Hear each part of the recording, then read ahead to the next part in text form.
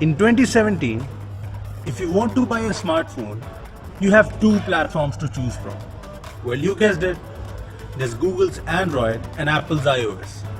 Both Android and iOS are mature platforms that have their share of followers. But which is the platform you should be using? Well, let's find out.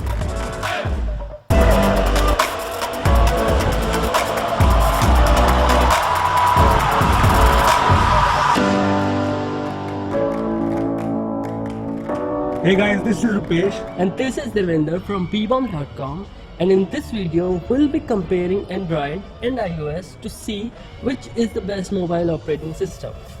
I'm pretty sure Android is the winner here, but for comparison's sake, let's just... Hey, majority doesn't always mean better. See, for example, Donald Trump. Before we get started, make sure to hit the bell icon to get notifications for all our future videos. Now that you've done that, let the war begin. Let's start off with what Android does better than iOS. First off with the basics, Android offers a way better user experience when compared to iOS. Here's what I'm talking about. The notification center on Android is way ahead of iOS. Unlike iOS, you can easily swipe to remove notifications and you get actions on all notifications. Then there are bundled notifications that you can expand, which makes sure that notifications aren't a mess. With the Android O update, you can even snooze notifications. On the other hand, iOS 11 makes the lock screen and notification shade one. Yeah, that is courage once again by Apple. Jokes apart, the notification center on iOS is a mess. Also, Android is the platform to go for if you really want to multitask on your phone. You can open apps in split screen windows and even switch between apps quickly with double taps.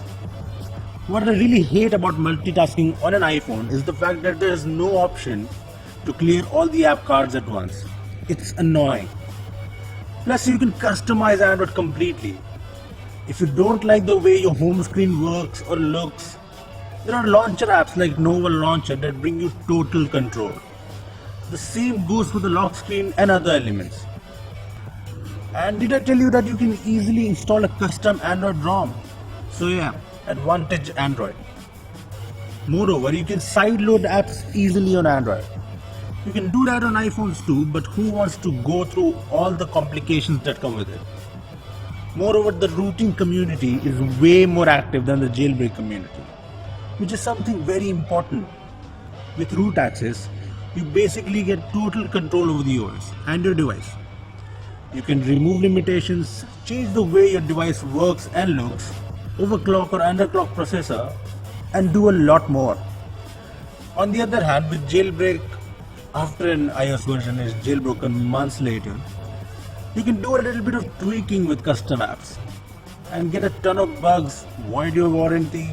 Congrats on that. Then there are some great features that you're not going to find on the iPhones, like user accounts that lets you hand over your phone with ease, ability to set default apps so you're not stuck with Safari. Then there's other functionality like lock or hide apps, fingerprint gestures, etc. And you don't have to use iTunes. Wait, that's not all. Did I tell you how Google Assistant kicks Siri's back? Sure, Siri is getting better with iOS 11, but Google Assistant is still the best when it comes to recognizing speech and context-based queries. See this for example. Did it embarrass you, Devender? Even he would agree on this. Then there's the fact that each and every yearly Android update, be it Nougat or the upcoming Android O update, brings some great features, while iOS just improves the control center. Also, if you choose to go with Android, you get tons of choices and the latest innovations on the hardware front. Plus, you get the headphone jack. HTC. So there's that. There are some great phones at almost all the price points. At the high end, there's the S8 that gives the iPhones a run for their money in almost every aspect. Then there's the OnePlus 5, which is amazing at the mid-high end. There are a ton of great devices like the Redmi Note 4. Plus you get phones with dual SIM and expandable storage, which iPhone users can only dream of. There are a lot of other things that Android does better than iOS, and that'll take a long time, and I don't want to keep Devinder waiting. So let's hear some good things about iOS. Don't worry Android fans, it won't take long because there aren't many points. Thanks, Rupesh. That speech for Android was enlightening, to say the least. Now, hear me out. Android might bring a ton of features, but iOS comes up with the consistency that Android cannot match up to.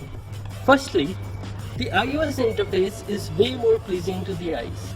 I know this is a bit subjective, but I'm pretty sure even Android fans love the way iOS looks. Moreover, thanks to Apple's strict UI guidelines, third-party apps look consistent on iOS, unlike Android, where apps don't match up to the design language used by makers like Samsung and Xiaomi. Plus, it does not feature unnecessary buttons like Android. iOS includes a back gesture which you will get addicted to if you use iOS.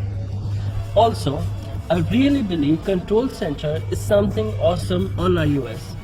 On Android, if you want to access the toggles, you have to swipe twice from the top, and you know how tough it can get to access the top of display when you have a big phone accompanied with small hands. Almost impossible with one hand usage. Plus, with iOS 11, Control Center is customizable and now features a toggle for screen recorder, which is something Android still lacks natively. Moving on, Android might have included app shortcuts, notification dots, which I agree are handy features, but 3D touch functionality on iOS is way more superior. You can 3D touch on almost anything to get more info, shortcuts, and just do more. Plus, it's very cool with the haptic feedback. And did I tell you there's no bloatware on an iPhone or iPad? There are just Apple apps and you can even remove them if you want to. Android fans will argue that they can do the same with root access, but the truth is majority of Android users don't root their devices. Moving on, there's an argument that Android has more free apps. That's true, but what's also true is that these apps are loaded with ads, which makes up for a disastrous experience to say the least. And another positive of iOS is the best apps and games arrive on iOS first.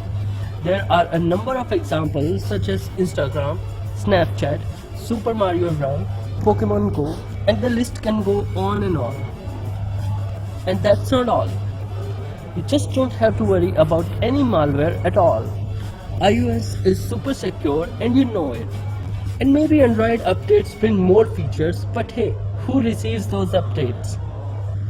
Here's the thing, Apple releases an update, you get the update. On the other hand, Google releases the update, then the second update, then the third update, and hey, you got the first update just now. Congrats! If you are using an iPhone and a Mac, your life will be much more sorted. Firstly, the ability to back up your whole device via iCloud is just amazing.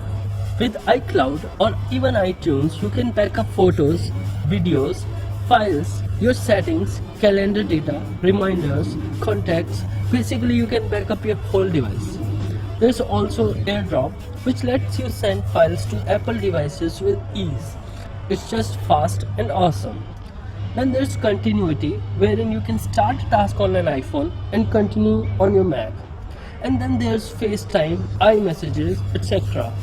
However, when it comes to Android, there's no such integration. Chromebooks, nah. Then there's the fact that iPhones just offer superior performance to even the flagship Android devices. Even the battery life is better on iPhones. Android makers might boast of numbers like a 4000 mAh battery or a 5000 mAh battery, but the fact is that the iOS battery optimization is way better. Lastly, you might get a choice of a ton of devices on Android, but chances are you might end up buying a device that's not good enough. At least with iPhones, you know that you are getting a phone that will stand out among the barrage of phones available today. Moreover, with every new iPhone release, the older iPhones gets a decent price cut, which make them a good buy. Plus, they still remain premium phones. And let's be honest, a lot of people buy iPhones for the status symbol it carries, and no Android phone can do that for you. It may sound harsh, but it's the reality. Back to you, Rupesh. Well, let's just conclude things, shall we? Well, Android is the platform you should go for if you want a better notification center, ability to customize the OS completely, total control on each and every element in the OS, a better voice assistant in Google Assistant, more choices of devices at different price ranges, and well, the functionality that Google just keeps on adding. When it comes to iOS, it's the platform to go for if you want great support, quick software updates, a refined experience, great integration with other Apple devices, smooth performance for ears, premium devices, and the best quality of apps. Well, those were our thoughts on Android and iOS. We'd love to know your thoughts too, so do let us know in comments down below. Also, give this video a thumbs up if you like it and subscribe to our channel for more amazing tech videos. Well, that's us signing off. Thanks for watching and we'll see you in the next one.